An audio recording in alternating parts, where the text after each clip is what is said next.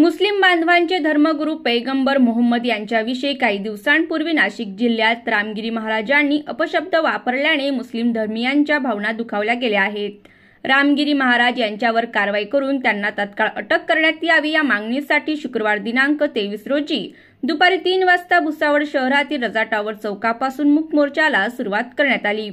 या मूक मोर्चाचे नेतृत्व मौलाना रेहान रजा, मौलाना हकीम, मौलाना सुलतान मुक्ती, वसी अहमद यांनी केले।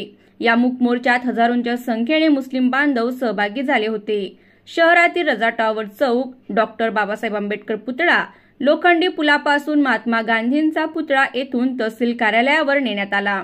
मोर्चा दरम्यान दुपारी 3:30 वाजता जोरदार पावसाला सुरुवात झाली, तरी देखील मुस्लिम बांधवांनी भर पावसात मोर्चा काढला। तहसील कार्यालयातील नायब तहसीलदार शोभा घुले यांनी मोर्चेकऱ्यांचे निवेदन स्वीकारले।